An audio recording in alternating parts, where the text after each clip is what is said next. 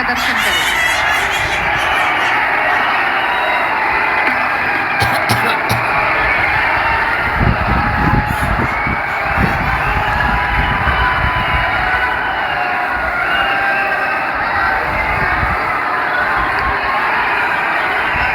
परणी बैजनाथच्या वैजनाथाला मी नमन करतो। हर हर महादेव।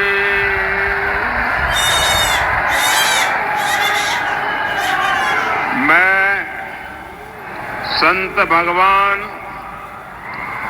बाबा संत नारायण महाराज को नमन करता हूं। योगेश्वर देवी को प्रणाम करता हूं।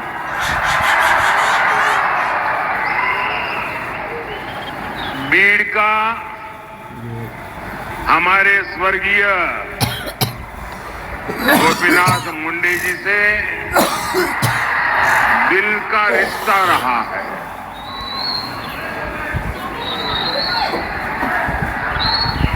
वो हमेशा मुझसे बीड़ और मराठवाड़ के विकास के लिए चर्चा करते थे। मैं उन्हें बहुत भावपूर्वक याद कर रहा हूं। और साथियों, मेरा एक दुर्भाग्य रहा कि 2014 में आपने जब मुझे देश की सेवा करने का दायित्व दिया, तब मैं देश भर में से गोपीनाथ जी जैसे साथियों को चुन चुन करके दिल्ली ले गया था, ताकि हम मिलकर के देश की सेवा करें। गोपीनाथ जी के पास मुझसे भी ज्यादा अनुभव था।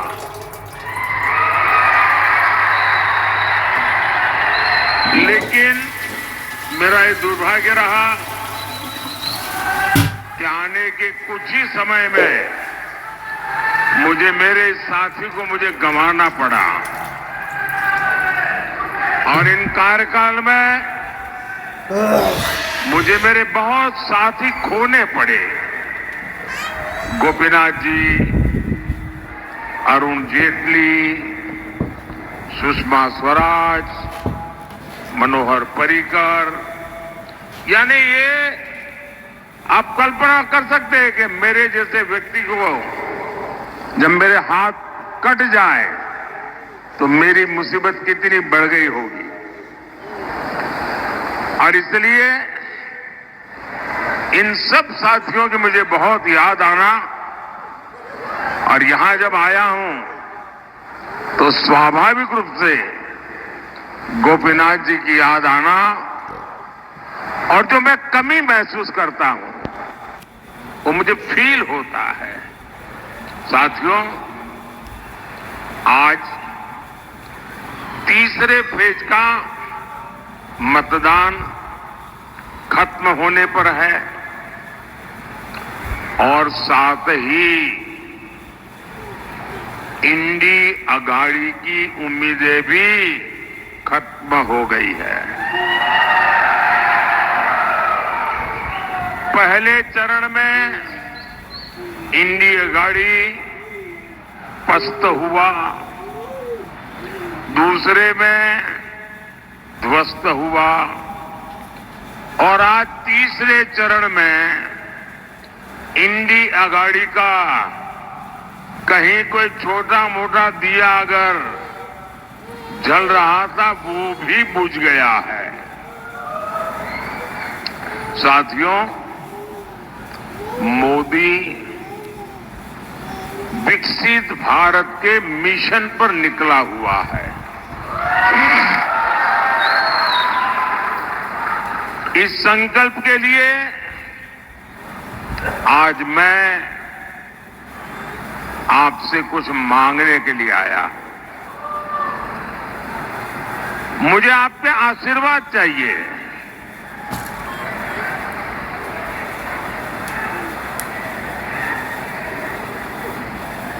और मेरी विरासत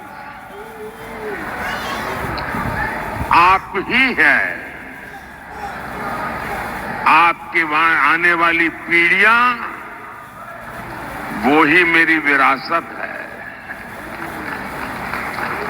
मैं आपके भविष्य को बेहतर बनाने के लिए निकला हूं। मैं आपके बच्चों के भविष्य को बेहतर बनाने के लिए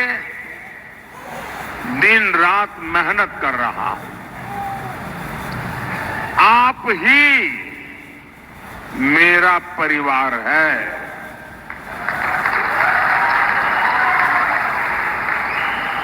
मेरा भारत, मेरा परिवार। लेकिन साथियों, आप जानते हैं ये इंडी अगाड़ी किस एजेंडे के साथ चुनाव में है? इनका एक ही एजेंडा है। ये सरकार में आएंगे तो मिशन कैंसल चलाएंगे। इन्होंने कहा,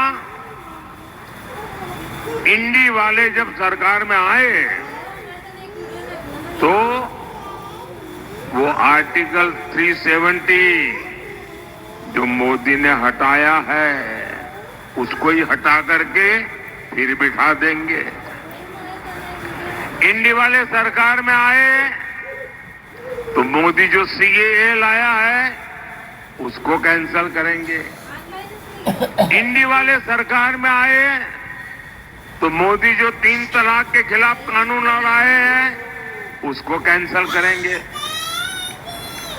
ये लोग मोदी जो किसान सम्मान निधि का पैसा किसानों को भेजता है उसको कैंसल कर देंगे। मोदी जो मुफ्त राशन की योजना लेकर के गरीब को मुफ्त राशन दे रहा है उसको कैंसल कर देंगे। हम देश के 55 करोड़ गरीबों को 5 लाख रुपए तक का मुफ्त इलाज दे रहे हैं। कांग्रेस एनडीए की ये योजना भी कैंसल कर देगी। और इतना ही नहीं, कांग्रेस वाले, इंडी अगाड़ी वाले राम मंदिर को भी कैंसल कर देंगे।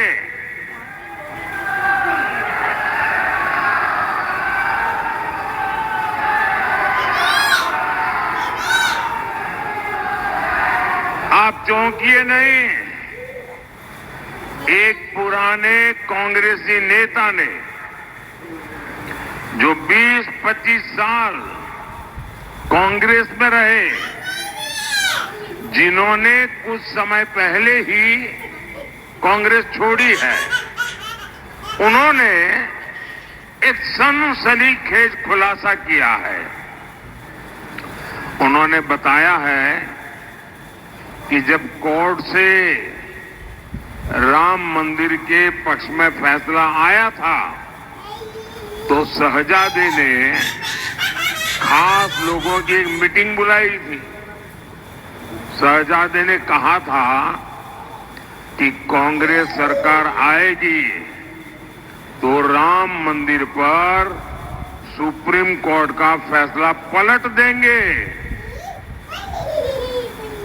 इनके पिताजी ने तुष्टीकरण के लिए 3 तलाक के मामले में शाहबानो केस में सुप्रीम कोर्ट का जो जजमेंट आया था उसके निर्णय को पलट दिया था।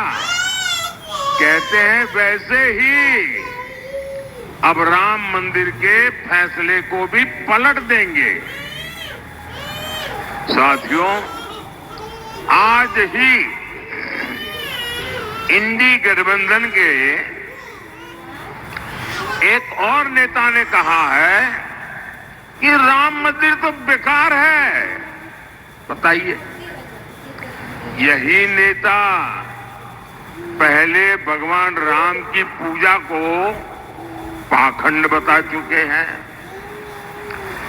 किसी और धर्म के लिए ये ऐसी भाषा सपने में भी बोलने की हिम्मत नहीं दिखा सकते, लेकिन तुष्टीकरण के लिए, वोट बैंक के लिए ये लोग बार बार प्रभु श्री राम का, राम भक्तों का लगातार अपमान कर रहे हैं। क्या ऐसे लोगों का इंडी गठबंधन, आप मुझे जवाब देना, क्या ऐसे लोगों का इंडी गठबंधन महाराष्ट्र के गौरव को बढ़ा पाएगा? जरा पूरी ताकत से बोलिए, बढ़ा पाएगा?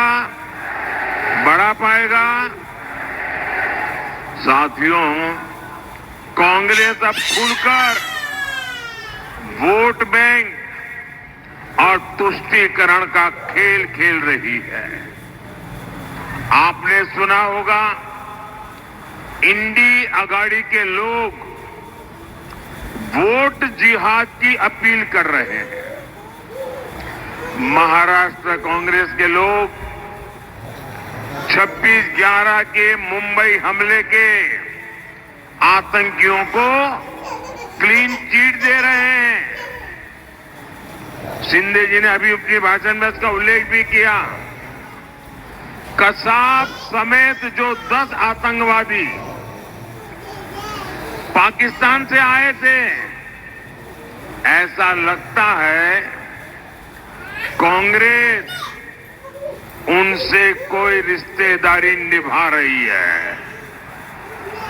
देश पूछना चाहता है, कांग्रेस के लोगों